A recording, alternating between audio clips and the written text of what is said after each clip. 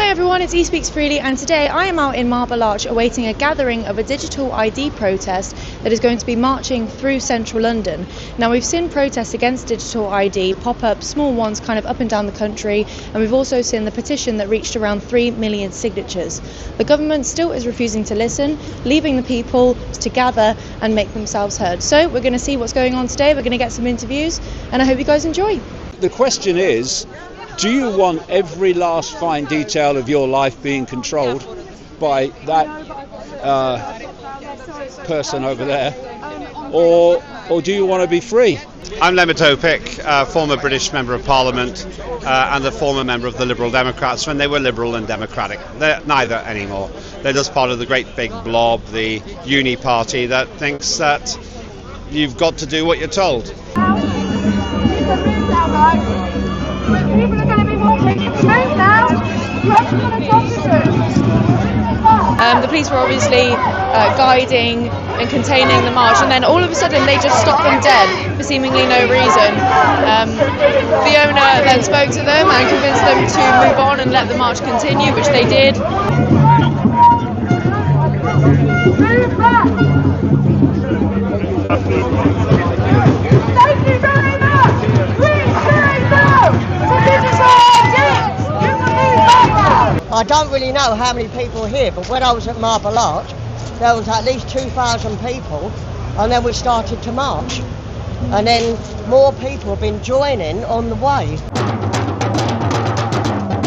I think, well, okay, listen, I don't know the specific numbers. All I know is that when we got to Regent Street, I could see all the way back to, all the way down the street. You work for us, and we will remind you of that every day we have breath in our bodies. You work for us. You work for us. You work for us. You work for us. You work for us. The whole point of digital ID and its connection to the digital currency they want is to control every facet of your life. I'm a former vet soldier. I'm a lifelong civil liberties campaigner, and I see it as a duty to come here to support my people against this tyrannical government, this globalist coup d'etat led by the World Economic Forum. Most people are led by psychopaths like Klaus Schwab and Tony Blair. The satanic Labour government are pushing forward with lots of nefarious agendas, and we don't want it to happen.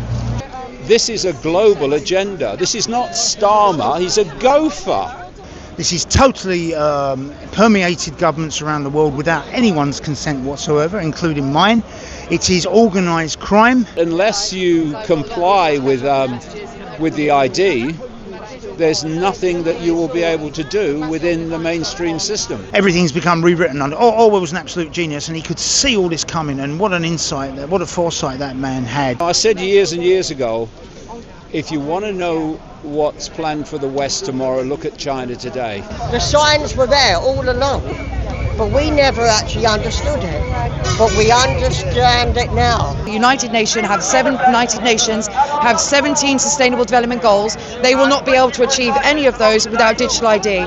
Your carbon score, no poverty means we're all going to be equally poor, and a national identity for everyone is 16.9, first written down and being, brazenly in 2015. But they've been planning this digital ID and this national identity and this trackable, people tracking super cookie for years and years now. It's the only way that they can have total control of all of us. Now you're seeing the digital ID. Oh, Starmer's introduced digital ID. But look at how many other countries are doing it in the same period. It's global. It's globally coordinated. ID cards are almost the last nail in the coffin of freedom, and that's why we have to resist it. The good news is the current government is so incompetent it probably won't be able to implement it anyway. The bad news is they're going to try. Basically, most of the world responded to COVID in the same way because it's globally centrally coordinated through bodies, in that case, like the World Health Organization and stuff, owned by the Rockefellers, created by the Rockefellers and run by a Rockefeller gopher called Bill Gates. We must make our voice heard. Whether you're black, white, Jew, Muslim, atheist, whatever the case may be, we've got a common enemy, and that is the globalist coup d'etat led by this criminal psychopath, this myopic psychopath, Keir Starmer. There's so many people in the world, billions and billions, and there's a tiny few that are in full knowledge orchestrating this. And what they have to do for the few to control the many, firstly they have to get the many just to comply to the few. The other thing they need to do is divide and rule the target population, and get them to fight among each other over whether one's right or left or this religion, that religion, whatever. Let's just all fight among ourselves. And when we're fighting, they're laughing at us because they're manipulating both sides. I think it's really important that no matter what your political leaning is, no matter what label they've given you, discard that label. And no matter what you think of other people, anyone that's doing something right now and standing against this needs to be supported. And we need to put these fault lines of division aside. Okay, we can have that argument another time, but let's just focus on what affects all of us, left, right, centre, anything, any religion, it doesn't matter. The Veterans Card was rolled out yesterday on the UK Gov Wallet. It was the first thing. Digital driver's licence is the next thing. At every turn, make this difficult. Be obstructive, ask all the questions, take too long on everything that you want to do, and this multi-billion pound assault on our freedom will eventually become a multi-billion pound embarrassment for Labour. So the UK Gov One login is digital ID. That's really important. People need to know.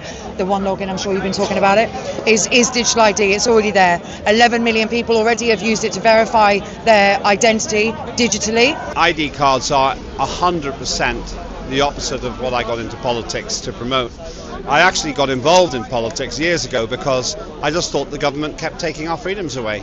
I actually trust the people. It's crazy. But I still remember that politicians aren't there to rule, they're there to serve. This is the hill, and it's about unity now. We need to unite, because they fear the people, but they fear us most when we stand together, don't they? Okay guys, so I hope you have enjoyed. That has been today's digital ID protest. The gathering began at Marble Arch and then marched all the way to Downing Street, and it definitely didn't go the short way. It was a very, very long march. Incredible numbers. I want to estimate a couple of thousand people maybe, although I'm not sure, but there was a lot of people. We've heard from Fiona, who arranged the march, and we've heard from a few attendees as well. We've also heard from David Icke, which was a really fantastic interview that I was really glad to get. So I hope you guys have enjoyed today's video, and I will see you in the next one.